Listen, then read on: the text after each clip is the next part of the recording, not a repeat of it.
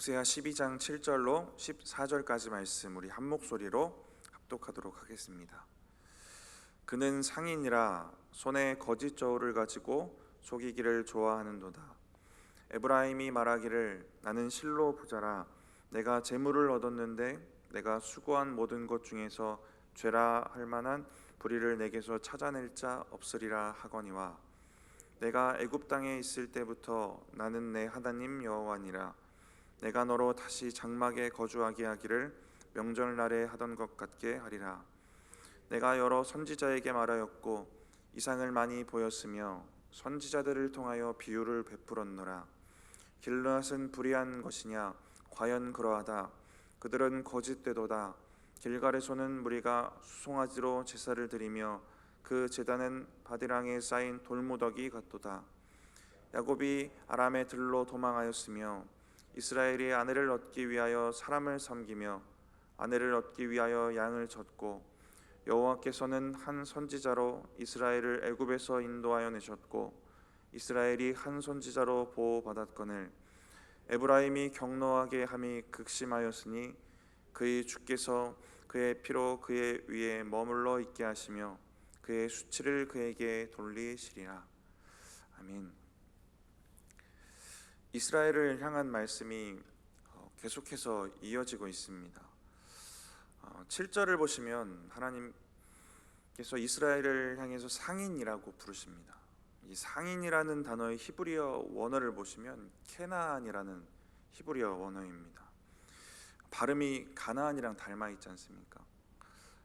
이 가나안이라는 뜻입니다. 같은 단어를 쓰고 있어요. 그래서 그 시대에 가나안과 상인이라는 말은 같은 말로 통용되던 그러한 시대입니다.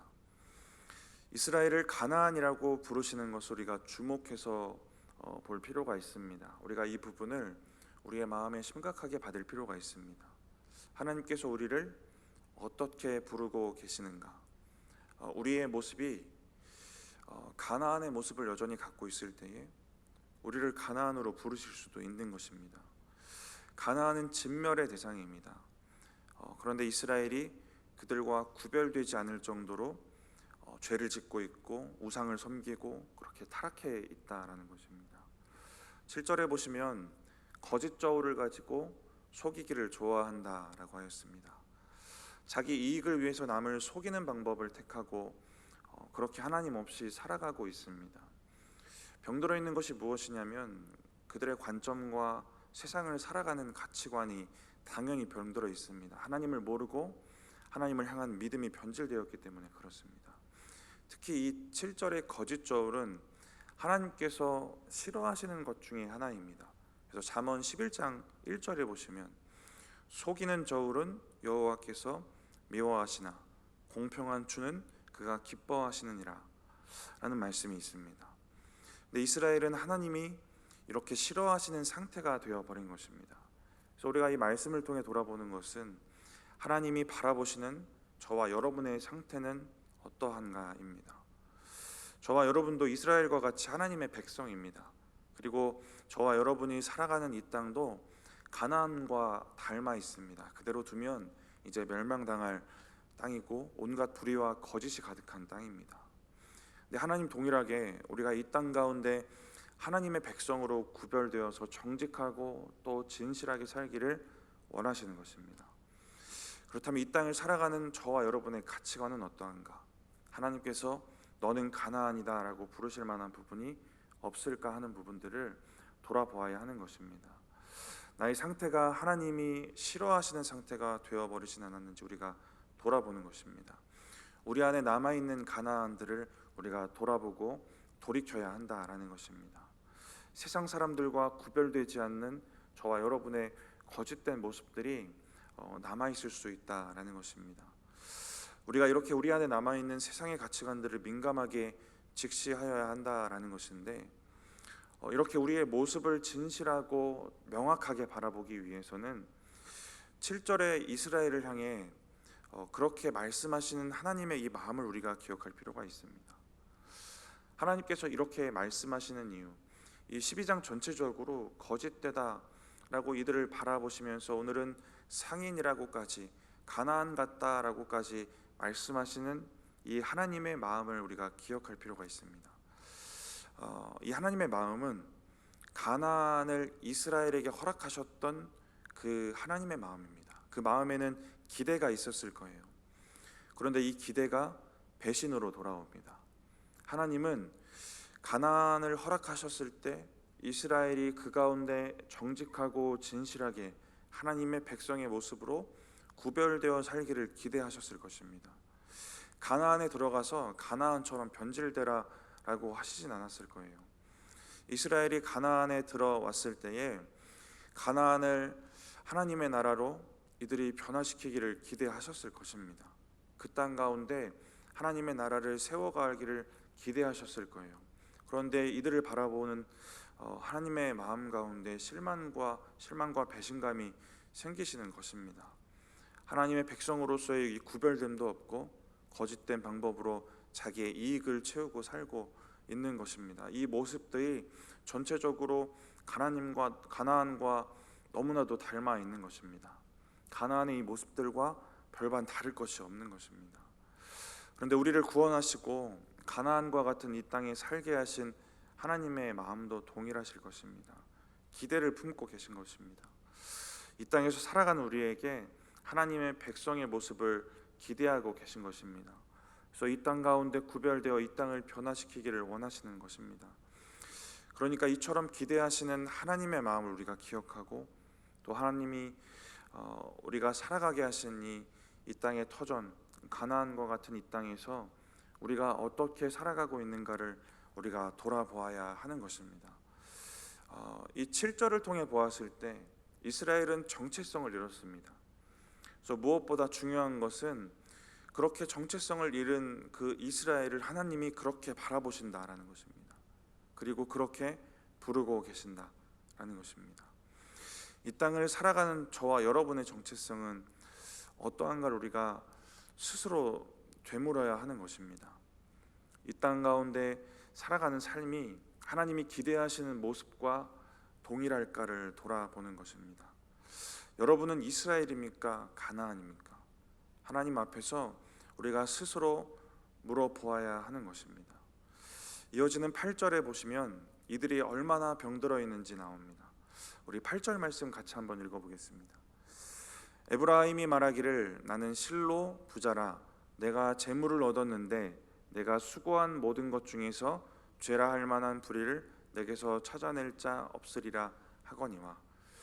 이스라엘이 스스로 부자라고 말합니다. 나는 실로 부자라. 그리고 내가 얻었고 내가 수고했다라고 말하고 있습니다.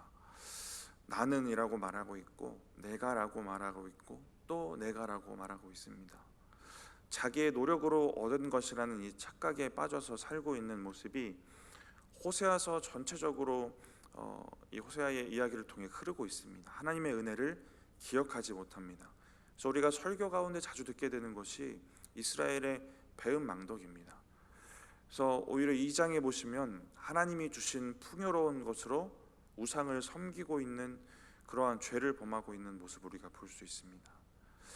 여기서 한 가지 우리가 발견할 수 있는 원리는 우리가 동일하게 우리의 모습 가운데 은혜가 없을 때, 은혜가 떨어졌을 때 우리의 입술에도 우리의 마음에도 이 내가라는 말을 쉽게 올린다라는 것입니다. 오늘 본문처럼 물질적인 부분, 육적인 부분에서도 그렇지만 영적인 부분, 하나님의 일을 감당함에 있어서도 내가라는 말을 쉽게 붙이게 되는 것입니다. 내가 기도하고 내가 말했고 내가 위로했고 내가 사역했고 내가 일했고 하는 이러한 내가라는 말을 쉽게 붙이게 되는 것입니다. 이 물질도 그렇고 하나님의 역사하심도 그렇고 나의 노력으로 얻은 것이다 라고 말하고 이렇게 착각하기 쉬운 것이 우리의 죄성이고 본성이다 라는 것입니다. 그러한 면에서 우리가 자기의 모습을 정확하게 바라볼 때에 자기의 모습을 정확하게 바라보는 사람이 좋은 신앙인이 될 수밖에 없는 것입니다. 그래서 오늘 말씀을 붙잡고 자기의 모습을 철저하게 돌아보시는 저와 여러분들 되셨으면 좋겠습니다. 모든 우리에게 허락된 세상에서의 일과 또 고난과 문제와 또 그 문제의 결론들이 거의 모든 것이 우리 안에서 일어나기 때문에 그렇습니다. 우리 속에서 해결되는 것이 대부분입니다. 잘 알고 계시겠지만 우리가 육신을 입고 이 땅 가운데 살아갈 때에 우리의 육신의 삶이 열려지고 닫혀지는 이 일들은 결국 하나님의 뜻하심이냐 아니냐의 문제입니다. 또 하나 추가한다면 거기에 사명이 있느냐 없느냐의 문제입니다. 죄로 병든 이 땅에 우리가 살아갈 때에 우리의 인생은 기본적으로는 곤고한 것입니다. 이렇게 곤고한 인생 가운데에 또 우리의 속 안에 신앙의 문제들이 일어나고 그것들이 우리를 넘어지게 하고 또 그것들이 우리의 속에서 해결되어진다라는 것입니다. 그래서 우리의 속에 있는 우리의 모습들을 정확하게 바라보는 우리의 영적 민감함이 그래서 필요한 것입니다. 우리가 분명히 환경과 또 세상에서의 삶의 영향을 받지만 이것들은 영적인 문제의 발단이 될 수는 있지만 결국 해결되는 것들을 보시면 결국 하나님께서 환경을 열지 않으셔도 우리의 속을 변화시키는 경우들이 거의 대부분입니다. 우리가 신앙을 잘 지켜가기 위해서 그래서 우리가 자기 자신을 정확하게 바라보는 그러한 은혜가 저와 여러분에게 있어야 한다는 것입니다. 그래서 세상적이고 육신적이고 정욕적인 이 가나안의 잔재들을 우리가 정확하게 바라보고 십자가 앞에 정결하게 씻는 그러한 은혜가 우리 가운데 있어야 한다는 것입니다. 이렇게 호세아서 전체적으로 흐르는 풍요에 대한 이스라엘의 마음은 하나님의 은혜를 기억하지 못하는 배은망덕입니다. 내가 얻었다라고 말하는 이 마음들이에요. 근데 8절에 내가 얻었다라고 말하는 것은 객관적으로 논리적으로는 맞는 얘기입니다. 여기서는 맞는 얘기예요. 왜 그러냐면 이스라엘이 얻어낸 것이 맞습니다. 근데 어떻게 얻어냈는가를 보면 7절에 거짓 저울을 가지고 속여서 불의한 방법으로 얻어낸 것입니다. 그래서 중요한 것이 8절 뒷부분의 이야기인데 뒷부분을 보시면 죄라 할 만한 불의를 내게서 찾아낼 자 없으리라 하거니와 분명히 불의한 방법으로 얻었는데 내가 불의한 방법으로 부자가 되었다고 할 만한 사람이 없을 것이다 라고 말하고 있는 것입니다. 먼저 한 가지는 자기의 모습을 전혀 보지 못합니다. 우리가 우리의 모습을 보기 위해 기도해야 한다라고 말씀드렸는데 자기의 모습을 전혀 바라보지 못하는 모습을 우리가 볼 수 있습니다. 이스라엘이 자기 모습을 보지 못했던 이유는 근본적으로 믿음의 신앙의 문제이겠지만 구체적으로는 이러한 문제가 있습니다. 이 부분을 우리가 이 땅에 살아갈 때에 정말 민감하게 적용해야 될 부분인데 먼저 결론적으로 정리해서 말씀드리면 세상은 괜찮다고 말하는데 하나님은 아니다라고 말하는 것이 세상의 가치관이기 때문에 그렇습니다. 구체적으로 7절의 이야기를 예를 들어드리면 거짓 저울을 사용했던 것이 이 당시 이들에게는 일반적인 일입니다. 근데 하나님은 거짓 저울을 싫어하십니다. 그러니까 세상의 가치관과 이 논리로는 죄라 여기지 않는 것들, 그래서 세상을 살아갈 때는 우리가 눈치챌 수 없고 의식할 수 없는 것들이 있습니다. 하나님께서 바라보시는 것이 어떠한가를 우리가 생각하지 않을 때에 세상의 가치관, 세상의 논리로는 세상에서는 이렇게 일반적인 일인 것이 하나님 보시기에는 불의한 것일 수도 있다라는 것입니다. 이러한 것에서 생겨나는 문제들이 우리의 삶에 수도 없이 일어납니다. 제가 고등학교 다닐 때에 제가 고등학교 다니는 것이 저의 고등학교의 세계라고 세상이라고 생각하면 그때에 많은 친구들이 버스 표를 쓰던 시절이거든요. 그 한 겹을 양면으로 띄어서 하던 게 일반적인 일이었어요. 그때 돈이 없었으니까 일반적인 일입니다. 그 고등학교 시절에 고등학생들에게는 일반적인 일이에요. 근데 예수를 믿는 저에게는 일반적이지 않는 일인 거죠. 근데 이렇게 작지만 큰 일들, 특히 오늘 거짓되다 말씀하시는 하나님의 말씀을 통해 볼 때에 진실하고 정직한 면에서의 우리의 모습 가운데 세상에서 살아갈 때 세상에선 일반적이고 세상에서 아무 말하지 않는 일들인데 하나님께서는 죄로 바라보시는 이러한 부분들이 있다라는 것입니다. 그러니까 남들도 다 그렇게 하잖아라는 이 작은 마음에서부터 우리의 가치관이 무너지는 것입니다. 8절에도 우리가 분명히 기억할 말씀이 내게서 불의를 찾아낼 자입니다. 불의하다고 말할 사람이 없다고 말하고 있는데, 그렇게 말하고 있는 그 자기 죄의 여부를 판단하고 불의의 기준이 되는 것이 뭐냐면 8절에 남들의 말입니다. 여기에 하나님이 없어요. 세상 사람들은 불의하다 하지 않을 것이다 라는 논리입니다. 근데 이 논리는 당연한 겁니다. 세상에서는 불의한 것이 아니니까요. 그리고 이 기준을 세운 세상 사람들 자체가 불의하기 때문에 그렇습니다. 세상은 선악과 유의 수많은 자기만의 기준이 생겨납니다. 하나님의 그 선악의 기준을 잃어버려요. 그래서 죄의 근본을 가진 사람들이 그 죄의 근본을 가지고 기준을 세웠기 때문에 불의할 수밖에 없습니다. 그래서 세상은 하나님의 기준을 잃어버린 세상입니다. 그런데 거기에 물든 이스라엘, 거기에 물들어버린 신앙인들이 생기는 게 문제인 것입니다. 그래서 우리의 삶 가운데에 세상은 괜찮다고 하지만 하나님께서 죄로 바라보시는 크고 작은 그러한 문제들을 우리가 깊이 돌아보아야 한다는 것입니다. 우리가 예수를 믿으면 의롭게 됩니다. 그래서 우리가 의롭게 되었으니 의인이 된 것입니까? 우리가 이것을 분명하게 생각을 해야 되는데, 본질적으로는 변한 게 없습니다. 여전히 죄인이에요. 그냥 그렇게 불러주시고 그렇게 보아주시는 것이 은혜인 것입니다. 그래서 우리는 그저 의로운 예수 그리스도를 우리 안에 모실 뿐입니다. 그 십자가 보혈을 우리가 품고 살아갈 뿐이에요. 그래서 우리가 예수를 믿을 때에 우리의 존재적인 것이 바뀌는 게 아니라 우리의 기준이 바꿔지고 관점이 바뀌는 것입니다. 가치관이 달라지는 거예요. 그래서 오늘 말씀이 그러한 면에서 참 중요하고 우리가 이런 부분을 그래서 돌아보아야 하는 것입니다. 예수를 우리가 만나고 예수를 믿게 되어서 바뀌고 달라진 기준과 가치관이 있는지, 이것을 가지고 세상을 바라보는지, 또 그래서 그렇게 살아가는지 우리가 깊이 돌아보아야 한다는 것입니다. 우리가 먼저는 우리를 정확하게 민감하게 직시하면서 또 돌아볼 필요가 있겠고요. 그래서 9절은 이렇게 정체성을 잃어버리고 세상의 가치관을 가지고 살아가는 이스라엘을 향해서 하나님께서 경고하시는 부분입니다. 우리 9절 같이 한번 읽어보겠습니다. 내가 애굽 땅에 있을 때부터 나는 내 하나님 여호와니라. 내가 너로 다시 장막에 거주하게 하기를 명절날에 하던 것 같게 하리라. 내가 너로 다시 장막에 거주하게 할 것이다. 다시 광야로 돌려보내겠다는 하나님의 경고입니다. 이렇게 되면 이스라엘이 여러 가지를 잃습니다. 무엇을 잃을까요? 풍요를 잃게 될 것이고요.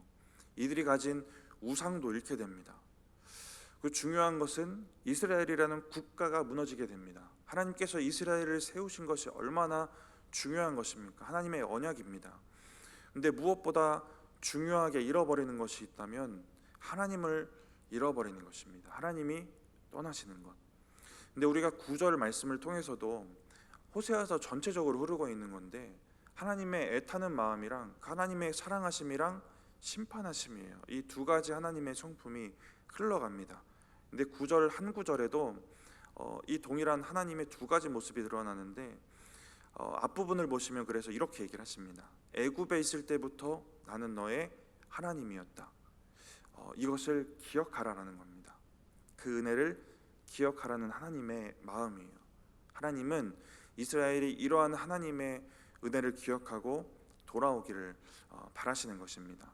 그래서 이어서 10절에 이렇게 이야기를 이어가십니다. 우리 10절 같이 한번 읽어보겠습니다. 내가 여러 선지자에게 말하였고 이상을 많이 보였으며 선지자들을 통하여 비유를 베풀었노라. 그래서 하나님은 이러한 마음이 있으시기 때문에 여러 선지자를 통해서 끊임없이 이스라엘에게 선지자의 이상과 선지자의 비유를 통해서 말씀하시는 것입니다. 그렇게 이스라엘이 돌아오기를 끊임없이 바라셨던 거예요. 이스라엘이 자꾸 배은망덕한 죄를 지어가고 또 넘어지고 있지만 선지자를 보내서 말씀하고 계셨던 것입니다. 그런데 이스라엘은 돌이키지 않았고, 그래서 결국 어쩔 수 없이 하나님은 심판을 택하시는 모습을 우리가 보게 되는 것입니다. 하나님은 늘 죄에 넘어지는 저와 여러분에게도 수도 없이 말씀하실 거예요. 근데 그런데도 듣고 돌아오지 않고 이것을 반복하면 하나님이 다른 방법을 택하실 수도 있는 것입니다. 그래서 반복해서 말씀드리지만 우리가 우리의 모습을 민감하게 보고 또 그래서 하나님의 말씀에 민감하게 반응하는 그러한 들을 귀가 우리 가운데 필요한 것입니다. 끊임없이 죄인을 향해 말씀하시는 이 하나님의 우리를 향한 마음을 우리가 기억해야 한다라는 것입니다. 11절에 보시면 길르앗은 불의한 것이고 또 길갈에는 돌무더기가 그 제단이 돌무더기 같이 쌓여 있다라는 얘기를 하십니다. 이 두 가지 지역을 이야기를 하시는데, 길르앗은 야곱이 도망치다가 라반에게 잡힌 곳입니다.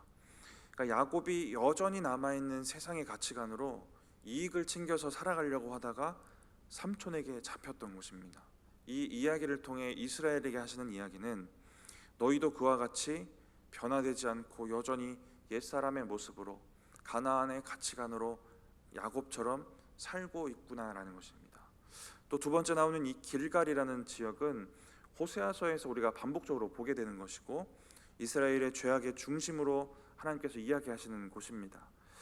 그곳에 쌓인 제단이 바디랑에 쌓인 돌무더기 같다라고 이야기를 합니다. 제가 다른 여러 가지 성경 번역을 읽어봤는데 종합해 보면 두 가지 의미로 번역이 돼요. 한 가지는 그 돌무더기처럼 수도 없이 많이 있다. 그리고 돌무더기처럼 헛된 것이 될 것이다라는 것입니다. 우리가 길르앗의 야곱처럼 여전히 옛사람과 또 가나안의 가치관으로 살아갈 때에 우리에게 쌓여 있는 것이 무엇이든지 다 헛되고 허무한 것이 될 것이다 라는 것입니다. 그리고 더 나아가 이스라엘의 모습은 이 허무한 것을 가지고 하나님을 예배한다고 말하고 있기까지 하고 있습니다. 우리가 정체성과 이 가치관을 잘 지켜가야 합니다. 그래야 우리의 인생이 헛되지 않고 우리의 예배가 헛되지 않게 되는 것입니다. 우리 12절 13절 같이 한번 읽어보겠습니다. 야곱이 아람에들로 도망하였으며 이스라엘이 아내를 얻기 위하여 사람을 섬기며 아내를 얻기 위하여 양을 쳤고 여호와께서는 한 선지자로 이스라엘을 애굽에서 인도하여 내셨고 이스라엘이 한 선지자로 보호받았거늘. 12절에 보시면 야곱의 이야기, 그리고 13절에 한 선지자라고 이야기했는데 모세입니다. 모세의 이 이야기를 연결하여서 이야기를 하고 있습니다. 같은 이야기로 보면서 이야기를 이어가고 있어요. 이 두 이야기가 가진 공통점 때문에 그렇습니다. 먼저 야곱의 이야기는 야곱은 형을 피신해서 삼촌이 살고 있는 땅으로 가게 됩니다. 근데 동일하게 애굽으로 처음 가게 된 것도 기근을 피해 피신하여 간 것입니다. 그리고 또 한 가지는 12절에 야곱은 아내를 얻기 위해 사람을 섬깁니다. 삼촌 라반을 섬겨요. 피난하기 위해서 갔는데 노예 취급을 받으면서 일을 하게 됩니다. 근데 동일하게 애굽으로 간 이스라엘도 이후에는 노예가 되어버립니다. 또 한 가지는 라반은 야곱이 재산을 모으는 걸 싫어합니다. 모으지 못하게 합니다. 양이 한 마리만 없어져도 너에게 물어내라고 얘기를 합니다. 하지만 결과적으로 하나님께서는 야곱에게 엄청난 재산을 허락하십니다. 이 재산을 가지고 떠나게 하세요. 근데 이스라엘도 애굽에서 당연히 재산을 모으지 못합니다. 노예니까요. 근데 동일하게 많은 부하를 가지고 떠나게 하십니다. 이처럼 이스라엘을 그 야곱의 시절, 조상의 시절부터 인도하시고 보호하셨던 하나님을 기억하라라는 것입니다. 그리고 13절에 한 선지자 모세를 인도자로 보내서 그렇게 하셨던 것처럼 또 10절에 다시 올라가서 보시면 수많은 선지자들을 보내셨고 지금 이스라엘을 위한 선지자가 호세아 자신임을 알리려는 것입니다. 결론적으로 하는 얘기는 그러니까 나를 통해 들려지는 말씀을 듣고 돌이켜라라는 얘기를 하고 있는 것입니다. 돌이켜라라는 이 말씀을 계속해서 주고 계시는데 이렇게 돌이키려는 말씀과는 다르게 결과적으로 이스라엘의 모습은 이제 돌이키기 힘든 지경에 이르게 됩니다. 그래서 마지막 14절을 보시면 에브라임이 경노하게 함이 극심하다라고 합니다. 에브라임, 이 이스라엘이 하나님을 노엽게 하는 그 죄가 이제 극에 달했다라는 얘기입니다. 이제 갈 때까지 갔다라는 얘기예요. 그래서 이어지는 그 14절 뒷부분을 말씀처럼 피해의 심판에 대한 말씀이 이어지는 것입니다. 이 호세아서가 무서운 것은 하나님을 믿는 하나님의 백성이 변질된 믿음을 우상을 섬기들 하나님을 그렇게 믿고 변질되고 타락한 믿음으로 살아가고 있는데, 또 오늘 말씀처럼 심판당할 가나안과 다를 것이 없는 모습으로 살아가고 있는데 자기를 보지 못하고 있다라는 것이 저희들에게 무섭게 다가오는 것입니다. 그래서 14절처럼 하나님을 노엽게 하는 죄가 극에 달했는데도 돌이키지 못합니다. 이제 심판밖에 남지 않았는데도 모르는 것입니다. 그래서 다시 한번 말씀드리지만 자기 자신을 보는 은혜가 그래서 우리에게 필요한 것입니다. 내 안에 남아있는 이 가나안과 세상의 잔재들, 내 안에 불의를 발견하게 하실 분이 누구시겠습니까? 성령 하나님 아니겠습니까? 성령님, 내 안에 불의를 보게 하여 주시옵소서. 오늘 이 새벽 가운데 그렇게 기도하시기 바랍니다. 그래도 나는 남들보다 의로워라고 여기시는 그러한 모습들이 하나라도 있다면 철저하게 회개하는 시간들 되시기 바랍니다. 12장에 줄곧 말씀하시는 것은 거짓된 이스라엘, 속이는 이스라엘입니다. 하나님 앞에 거짓되고 하나님을 속이는 이스라엘입니다. 우리가 우리의 모습을 보지 못하고 하나님을 속이는 모습으로 살아가고 있지 않은지 우리가 돌아보기를 원합니다. 말씀을 마치면서 하나님은 오래 참으시는 분이 분명합니다. 하지만 영원히 참진 않으십니다. 이것이 하나님의 두 가지 성품입니다. 11절에도 우리가 깊이 묵상하였지만 하나님의 끝없는 사랑하심, 그리고 오늘 14절에 심판하시는 공의의 하나님입니다. 우리가 이 두 가지 하나님의 성품을 바라보면서 먼저는 자기 자신을 철저히 돌아보고 또 돌아오기를 끊임없이 바라시는 하나님의 사랑 앞으로 돌이키시는 저와 여러분의 삶이 되시기를 바랍니다. 잠깐 기도하겠습니다. 하나님, 오늘 말씀을 통해 우리 가운데 남아있는 가나안의 모습을 돌아보게 하시고 이 땅을 살아갈 때에 무엇보다 하나님께서 우리를 어떻게 바라보시는지를 붙잡고 살아가는 그 믿음을 생각하고 돌아보게 하심을 감사합니다. 하나님, 우리의 마음과 심령 가운데에 하나님께서 사랑하시고 끊임없이 그래서 말씀하시는 그 마음을 바라볼 수 있는 믿음이 먼저는 있게 하시고, 그렇게 우리의 모습을 깊이 돌아보며 하나님께로 돌이키는 믿음이 있게 하여 주시어서 이 땅 가운데 살아갈 때에 주께서 원하시는 그러한 믿음의 모습으로 살아갈 수 있도록 주여 붙드시고 함께하여 주시옵소서. 성령 하나님, 우리 가운데 오늘 함께하시고 이 예배와 우리의 기도 가운데 함께하시어서 우리 안에 있는 그 불의의 잔재들을, 가나안의 잔재들을 깊이 돌아보게 하시고 주님 앞에 내어놓고 회개하며 하나님 앞에 온전한 모습으로 돌이킬 수 있도록 주여 도우시고 함께하여 주시옵소서. 하나님, 이 시간 주님 앞에 예물드린 손길들이 있습니다. 하나님, 적혀있는 기도 제목들 주께서 받으실 기도의 제목들인 줄 믿습니다. 하나님 응답하시고 하나님의 은혜로 하나님 채워주시고 함께하여 주시옵소서. 감사합니다. 예수님의 이름으로 기도드립니다. 아멘.